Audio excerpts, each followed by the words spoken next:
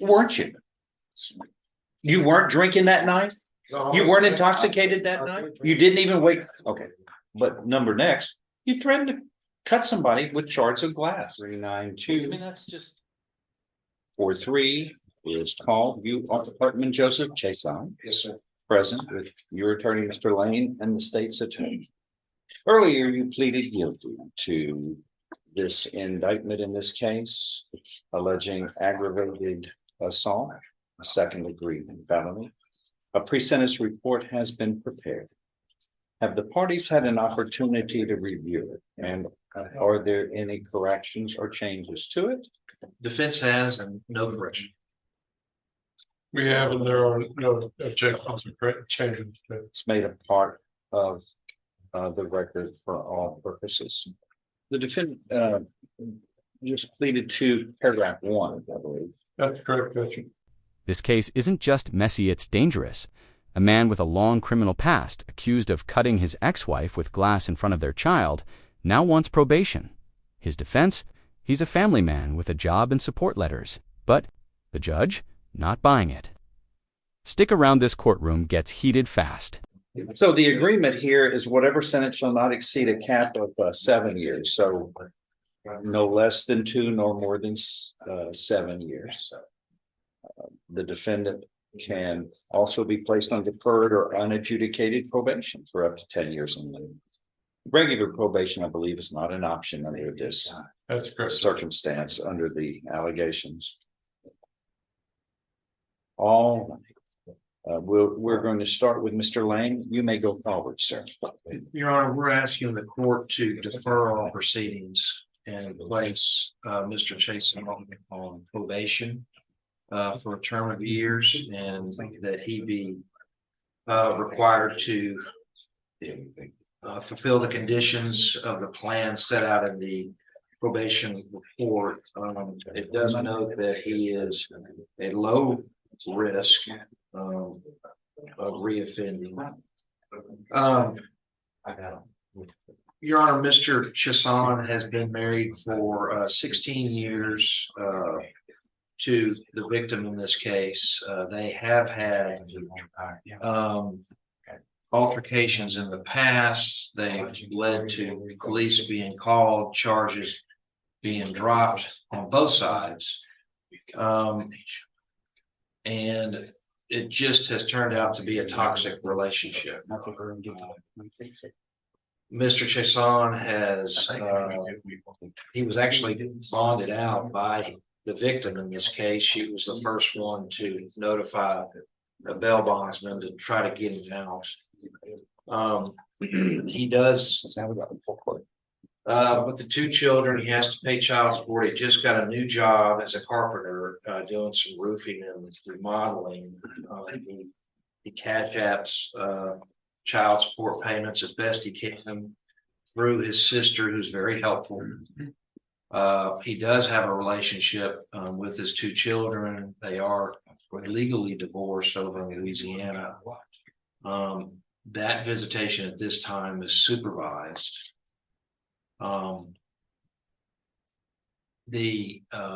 of course, the court knows if he does violate a condition of probation, if it doesn't go to anger management, he could get 180 days as a condition of probation.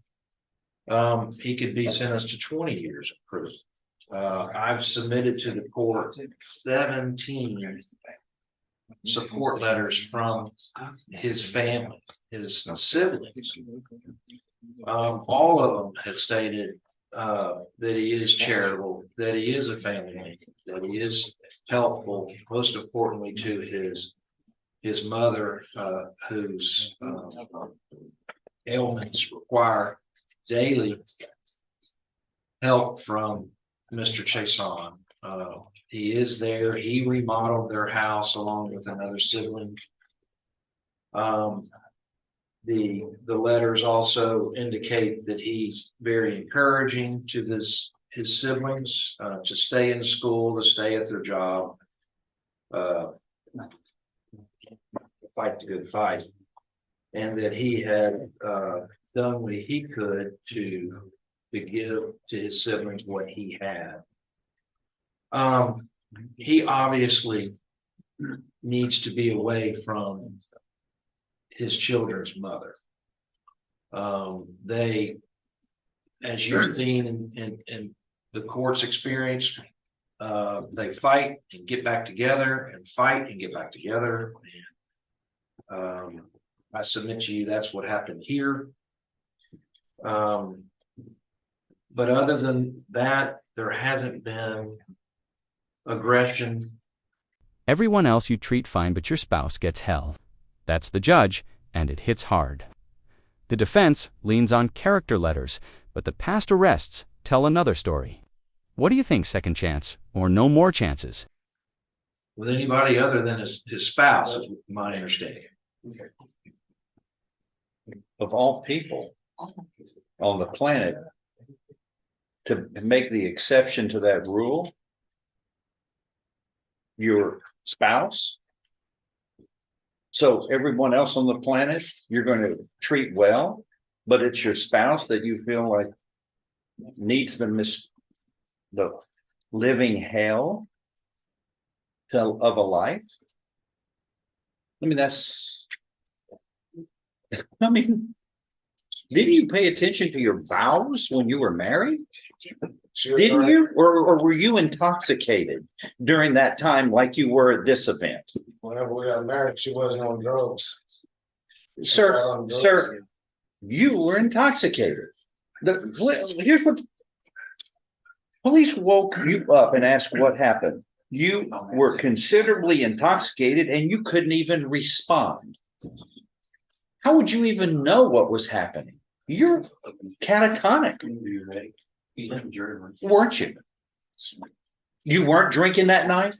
You weren't intoxicated that night? You didn't even wake. Okay. Officers woke you up. What happened? They asked. You appeared to be considerably intoxicated and would not respond. These are police officers who deal with these situations every day. You don't think they can tell somebody's intoxicated or not? Okay, hold on. Let's see.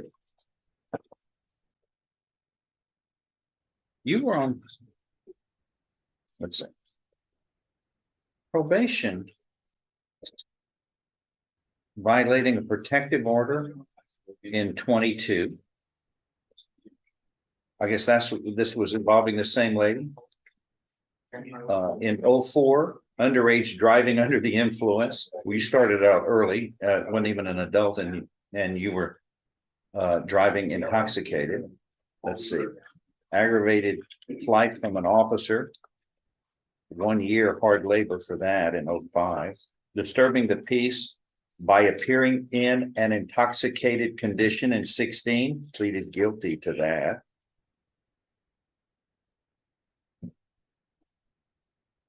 Driving while intoxicated, second.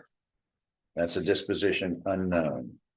Disturbing the peace by loud and profane language. That was dismissed. Simple assault, dismissed. Disturbing the peace by time. You keep getting arrested for stuff. And really, convictions are what's important, but there's so much smoke here, it's got to be fire. You're the one with this record. How many times have you been arrested? Can you even guess? Let's see. And the aggravated battery here in 17, domestic violence. Who was the victim in that case? Your wife? Yeah. Yeah. The lady who's so evil that you're saying is so evil, where you're completely innocent. So you pick up 1 year home incarceration, but that was revoked the following year. Let's see, domestic violence with a dangerous weapon, public intimidation. Wow. What a charge there, huh? In 2019, domestic abuse, battery with child present. In 21, the judge issued an order prohibiting you from possessing or purchasing a firearm. Well, we can read between the lines what that was all about. So you're the innocent one. What else? Your Honor, he's not an evil or mean person that I see. I mean, we see him when they just like to beat on whoever they can, and the weakest ones is the one. He doesn't seem that way to me. I'd say he has a consistent pattern. You want to call, you don't need, you can label that evil or not, but there is no crime for being evil. I wish people weren't, but there are crimes for not following the rules of law, which he has been consistent in doing. They have taken the steps. They have officially divorced. There is a visitation order in effect in Louisiana, which provides for protection of the victim in this case, and even children, if so. And I believe the restrictions in probation here can also provide her the safety and the community. And I don't believe he'll reoffend, Your Honor. He has a very strong family. They've been in constant contact with me, as has he. He's back to work. I think he can do it. Told the probation office that he drinks daily, but does not have a problem. During the pre-sentence interview, the defendant did not accept responsibility and denied assaulting the victim. I'm going to remind you here, like all cases that we go over we've done this thousands of times. And you signed a document under oath that states, in light of your statement here, that you're not taking responsibility. And here's my favorite one. If it wasn't for my record, I would have gone to trial. That's just pathetic. I did not touch her, but yet under oath, you signed a sworn document that I am mentally competent to enter my plea, which is freely and voluntarily made. I've read the indictment. The attorney has explained it to me. I have committed each and every allegation charged. I am guilty of the offense and any lesser included offenses alleged against me. I swear all of this is true. So help me God. What you pleaded guilty to that we went over was that you intentionally and knowingly and recklessly caused bodily injury to Maggie Chason by the use of a deadly weapon, namely glass, by cutting her. And in the manner of its use and intended use, glass shards are capable of causing serious bodily injury. And that you cut her, a member of your family, with the glass. Signed, your name, I swear to God, all that's true. So, are you lying today, or are you lying when you looked at me in the eye under oath and committed perjury then? No, sir. No, sir, what? No, Well, but you admitted you did it all under oath. yes, sir. Is that what you're standing by, Sir. sir? Yes, sir. Sounded differently a few minutes ago. You weren't guilty of it. What state Emerson? Judge, I don't feel that probation is warranted, number one, because he doesn't truly accept responsibility for his actions. 6 domestic cases. Daily drinking, child witnesses. This isn't a one-time slip, it's a pattern. Would you feel safe if he lived next door? Number two, we've basically been trying to make the complainant out to be the bad person. And the court is focused a lot on that, and I appreciate that. I want to highlight the fact that his child was present at this occasion as How old was the well. child? 7 years old. She was listed as one of the witnesses as well. And apparently, when looking through his history of the 6 different domestic matters that he was arrested on, apparently a child was present at one in 2019. So I disagree with his lawyer. I feel that his conduct is consistent. He chooses to drink on a daily basis. He makes bad choices. Obviously, when he's drunk, that's apparent from the 2 pages worth of criminal history that we have here. He's not eligible for probation from a jury. That's why Mr. Lane convinced my trial partner to allow him to cap this agreement to make the pitch that he did today. If he, however, had maybe had some different statements to your probation officer, he might have been off on a stronger foot. But the reality is he doesn't accept responsibility. His kids have already seen too much of this. His wife at that time is nothing more than the victim, and certainly not the scapegoat in this matter. The state was at a point when this case was on the trial docket, suggesting 10 years. It was only through good lawyering by Mr. Lane that we conceded and did this cap agreement here.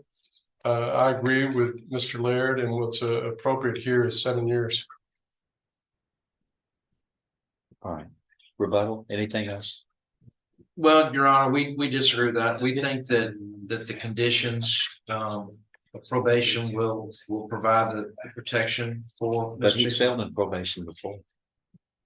Your Honor, if the court is inclined to place him in prison, he did 1 year, actually 10.5 months on this previous deal. We would ask the court to go closer to the minimum condition. That is going to provide, well, the deterrence that the system requires. And How about protection in the community and in the home from this man's repeated disturbing behavior of violence and in constant intoxication?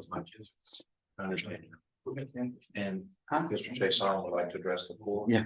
What else would you like to say? I mean, probation, I am mess up and also always manage. You made a promise when you were placed on probation the last time. That you made a promise to the court and you failed that, right?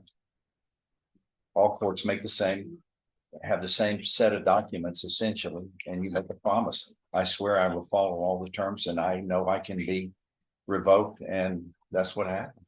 Do anything I have to do. You know what you need to do is live in peace with the people you quote that you state and purport to say that you love and care for. I can't imagine anyone, much less someone I care for and profess love as a spouse like mine or yours, that you would quite naturally be in a constant state of intoxication as a role model, which is poor. But number next, you threaten to cut somebody with shards of glass. I mean, that's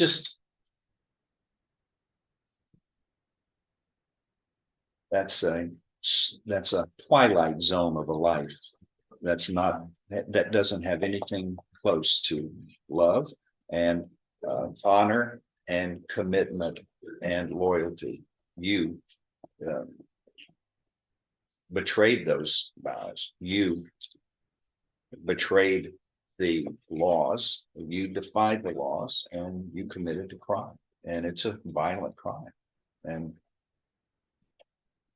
it begs the question: if you would do this for someone you love, you say you love, if you do this to them, what would you do for somebody who you decided you needed to harm, who you had no association with? It's a frightening thought.